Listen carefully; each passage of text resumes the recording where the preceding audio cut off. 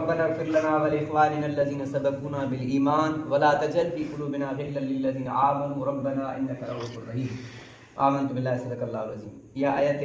जिंदा तर्जुमा रब्बना ए असारा रब इग़फिर लना असां को बख्श वलिइख़वानिना असारे भिराए को बख्श अल्लज़ीना सबक़ूना बिल ईमान उहे असां भिरा जेके ईमान दी हालत नाल अॻिचे जहान छोड़ चुके जंहिं अहलुल्लाह बुज़ुर्गान दीन साहबा किराम अहल बैत ऐं असारे मिट माइट जेके मुस्लिम उम्मत आहिनि इहे दुनिया छोड़ के हुनजी बख़्शिश लाइ वला तजल न कर तूं फी कुलूबिना असारे दिलें कुलूब जमो क़ल्ब माना असारे दिल न कर असारे दिलें गिलन खोट हसद साड़ लिल्लज़ीना आमनू ईमान वारी लाइ असारे दिल च साड़ ऐं खोट न कर रब्बना ए असांजा रब इन्नक बेशक तूं रऊफ़ुन रहीम बाजारा मेहरबान असारे दिल जी इहा शिदत छोड़ इहा दुआ बुज़ुर्गान दीन इहो फरमाया इहा दुआ रमज़ान महीने च 2-3 दफ़ा माण्हू घुरदा रहे अरबी कुरान दी आयत नहीं याद इहा अल्लाह से असां को बख्श असाडे अगले मुसलमान बिरावे को बख्श असाडे दिल च खोट ऐं साड़ ऐं कीना के मुसलमान बिरावे ला न रख रब असाडा तू मेहरबान बाजा है बस इहो मतलब इहो तर्जुमा अपने ज़हन च दिल च रखे याद घुरे हाणे हिकिड़ा साड़ ऐं हसद जेको अरबी च हसद थींदा आहे सिंधी च साड़ या कीना बुग़्ज़ बि लफ़्ज़ हूंदा आहिनि ॿिया आहे उन जे मुक़ाबले च गिबत माना रीस रश्क साड़ ऐं हसद इहो नाजाइज़ आहे हराम आहे कीअं साड़ का मक़सद है बाबा जेकॾहिं गुलाम कादिर कणे भाई के त इकराम खे ईअं करणो भाई कंहिं बि तरीक़े सां ख़तमु थी मेरे को मिले चाहे न मिले इहो हराम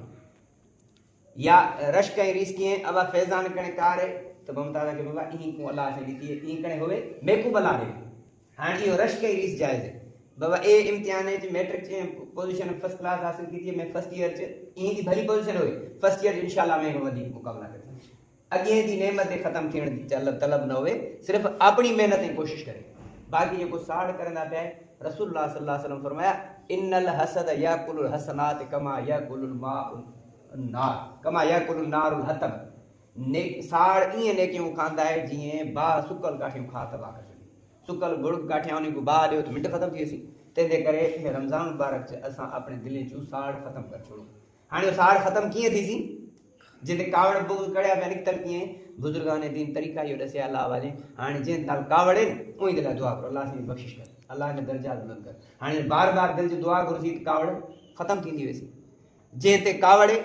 उन जी तारीफ़ करो आप दिलि जो ख़त्म थी वेंदी तंहिंजे करे रमज़ान मुबारक च साड़ ख़त्म करिजे ऐं रमज़ान मुबारक जेके अमाल करिजनि पहला त रोज़ा रखना है जेको अल्हम्दुलिल्लाह असां एतिकाफ़ वाली नसीब है ॿिया तरावी इहे बि एतिकाफ़ वाली नसीब टीजा क़ुरान पाक जी तिलावत जेका कल्ह बि ज़िक्र थिया त ख़त्म थी वई चौथा कलमे शहादत दा विर्द घटि चूं घटि 100 दफ़ा अशहदु अल्ला इलाहा इल्लल्लाह वहदहु ला शरीका लहू व अशहदु अन्न मुहम्मदन अब्दुहु व रसूलुहु कलमे तय्यबा दा विर्द अस्तग़फ़ार दी हिकिड़ी तस्बीह ऐं जहन्नम कणो बचाव दा सुवाल अल्लाह से जहन्नम को बचा रब लसिफ अन अज़ाब जहन्नम इन अज़ाबहा कान गरामा अल्लाह से जहन्नम दे अज़ाब कणो बचाए वॾा ॾुखिया आहे बुरी ठिकाना आहे ऐं सतां क्या है अल्लाह करो जन्नत दा सवाल कर जन्नत भी जन्नतुल फिरदौस हुजूर सल्लल्लाहु अलैहि वसल्लम सादे न थियो अल्लाह करो जन्नत गुरो जन्नतुल फिरदौस गुरो